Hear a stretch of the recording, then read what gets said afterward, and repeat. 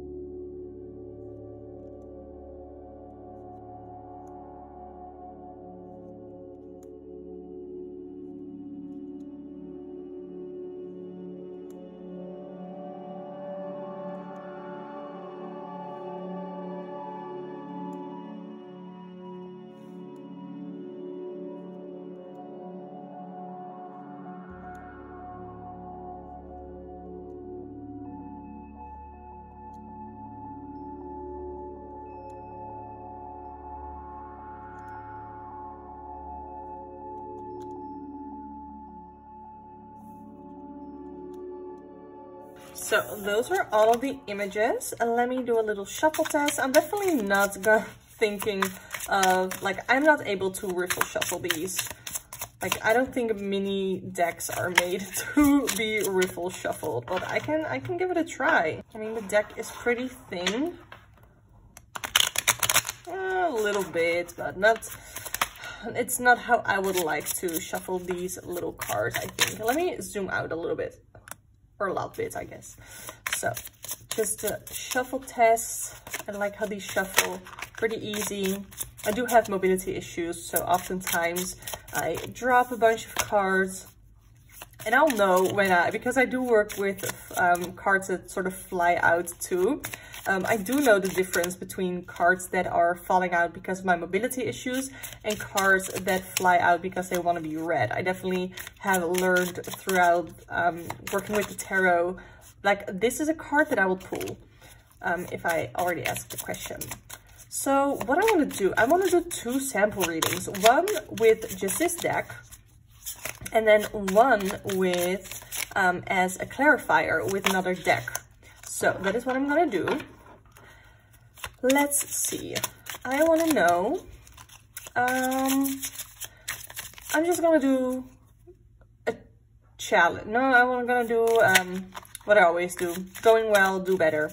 Okay, so whoop, can I get one card for what is going well? What is going well? Temperance. Okay, I need to zoom you in because, okay. Temperance is going well. And where could we do better? Where could we do better? Okay, so I sort of have these two cards together. So where we're doing well is temperance, and this is about moderation. I'm not necessarily seeing things very differently in this card. I mean, we do have, is it sort of focusing a little bit? Okay, we do have some little things here going on here, but I can't really quite make out what it is. However, with temperance, we know that it is about moderation, about seeking balance, and that is something that we're doing well. We're doing well to moderate, to not give ourselves completely to only one thing, but to sort of find a healthy balance between, I don't know, the material, the emotional, all that sort of stuff. I'm not necessarily getting a lot of intuitive hits from this card yet, but I do see a lot going on here with the do better. So where we could do better is that even though we're already making strides with balance here with the temperance, we're still not there yet, because where we could be better is not constantly being focused on the material, because we have two pentacle cards here. We have the Five of Pentacles and we have the King of Pentacles, and the King of Pentacles is really focused on their legacy, on what they are leaving behind, and really focusing on that. I can't really tell what we're really looking at, because we're just seeing we're just seeing the back of the chair here, and then some plants and people working for them. So it's really focusing on the larger, like, what we could see here, this might be a message for some of you, is that by working for someone else and working on someone else's dream, we are not allowing for our own dream to come true, and we're not allowing for our own more financial well-being, if that makes sense. So maybe some of us need to find ways to take care of our own financial well-being more than just working for the man, if that makes sense. That is the overall energy that I'm getting here, specifically from this person that we're seeing here in the card, working for the man, working for someone else's legacy, working for someone else's dream. That is what I am getting here from this card. I don't really know, like, is this on the inside of the church? I think this is the inside of the church, because usually we see in the Five of Pentacles them in front of the church. But now it's like, oh, on the inside of the church, things aren't necessarily much better. I don't really know what to make of that. So I'm definitely not having a super easy time reading these cards by themselves. So what I want to do is I want to pull, what card am I going to pull? I think I'm just going to pull for my Wildwood Tarot, because I've been feeling drawn to it. And I think the aesthetic goes well. So zooming out, I want to know a message. What is the message that we need to hear right now? Okay, I have these two cards. We have the Wanderer, which is the Fool, and we have the Mirror, which is the Hanged One. Okay, so with the Wanderer, we have taking a risk, following something that inspires you here, which is what I see in the card. It is taking a risk, trying out new things, and it's more about having fun. And here on this side, we have the Mirror. What I think of it with the Hanged Man, we see here someone taking a pause, taking a rest. I don't know if they're dead. We're just gonna say that they're not dead. I still need to read the guidebook for this deck, but I think this is about acceptance, finding a new perspective, and here, especially with the Mirror, I'm thinking of more self-reflection sort of way, and taking a pause to look at things in a different perspective. So what I first want to do with the Wanderer we have taking a risk, and this might be a message that you need to hear right now. Taking a risk, following the inspiration, but what is the shadow side of this message? Like, okay, taking a risk, but what is the shadow part? What is the hidden part of this message? I have the Hermit card. So from the Tarot of the New Vision. And with the Hermit, it's like, okay, you really need to be sure that what you are taking a risk at is that you've done some introspection first, that you've done some reflection, and we see the reflection part in this card as well, but that you really know that this is the risk that you're taking is really right for you, and you're not doing it to walk away from something. You're not just taking a risk for the sake of taking a risk, but that you have really thought it through, and that you're like, we both see them here from this side. We both see them from the back going towards something. Only the energy of the Wanderer here is taking a risk, taking a leap, and here it is trying to follow the path of, I don't want to say like introspection, yeah, but illumination almost. Like they have the candle here, the lantern, and they're following the light that they trust, I guess, to move forward. And I feel like there needs to be some of this energy into the risk-taking part of it. So if you have been thinking of taking a risk, of taking a leap into something new, make sure that it aligns with you. Make sure that you have really thought it through and not just taking a risk for the sake of taking a risk, and that it's really for the best for you. Now, for the Mirror, I find it interesting because, like I said, I have not really worked with this deck a lot either, but the Hanged One, the Mirror, self-reflection, new perspective, what is the shadow part of this message? So the main message to me is looking at things from a different perspective and taking a little bit of a rest, taking a little bit of a pause. What is the shadow part of this message? The Nine of Pentacles. Oh, are you sort of walking away from something that is, or trying to walk away from something, or reevaluating something that seems to be really good for you, and that you're having doubts on whether it actually is good for you? Because with the Nine of Pentacles, this is a card of abundance, of having something, like having plenty of something that looks to be really good. But what do we see here in the card? I don't know, I see a sort of a village or something. I don't know.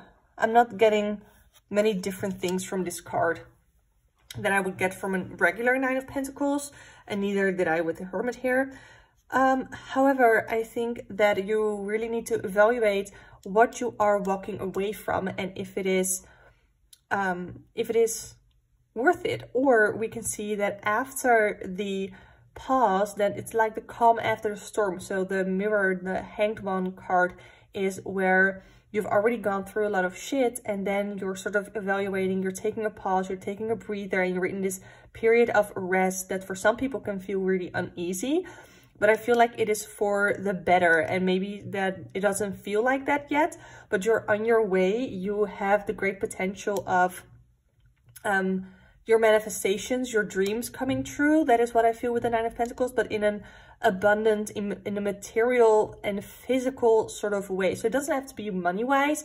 It can be physical in any way. So maybe you're on your health journey and you feel like you're sort of in this in-between stage right now. Maybe if you've been losing a lot of weight and now it's sort of going a little bit more slowly, that's only natural. That's sort of how weight loss goes. And even if it's not related to weight loss, it's that sort of idea, that sort of energy, that sort of journey.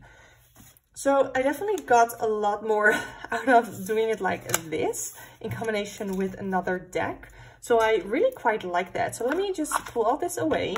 So that is the Tarot of the New Vision. I would love to hear your thoughts on this deck. Do you have the Tarot of the New Vision, the smaller edition, or the regular larger edition? I would love to know. You can also follow me here, subscribe to my channel if you want to see more deck flip throughs. I do tarot chats, pick a card readings, all that fun stuff. Subscribe to my channel if you're interested in any of that. You can also book a personal one-on-one tarot reading with me. through the link in the description box below, either through my Etsy shop or by gifting me a deck, whichever way you prefer. But for now, I want to say thank you so much for watching, and I hope to see you next time.